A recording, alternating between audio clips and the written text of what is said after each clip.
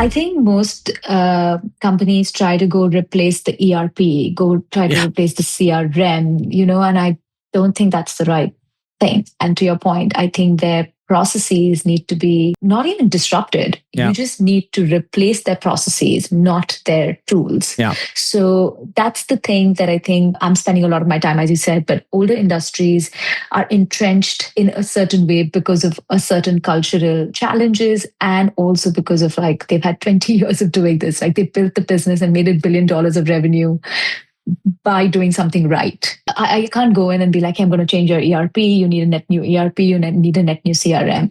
They are not San Francisco, Silicon Valley kind of people who are ready to uproot everything and just get started with like a net new tool. Yeah, they're not early adopters of anything necessarily. Yeah. So I fundamentally think actually this is the era that the older industries actually become AI, like immediately get into tech, is because they're just going to skip the generation of software. They're just going to like forget the 10 years of software, digital transformation happened and all of that stuff. They're just going to directly go into AI because for them, having $1 billion of revenue or having like multi-million-dollar revenues, running an actual like manufacturing unit or running an actual physical location requires human beings, requires manual people around. They can't fathom a world without that. So you can't suddenly be like, oh, software is going to, change everything for you. Go take my software.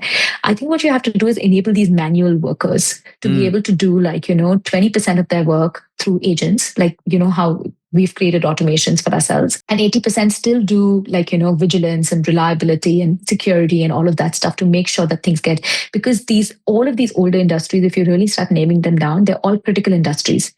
They are apparel, manufacturing units, electronics, like, we need electronics so that we can communicate, construction, it's actually buildings where we live in. These are all very critical. Like you can name any of the older industries and you'll see that these are critical industries that are needed, and they need human beings. They need manual people.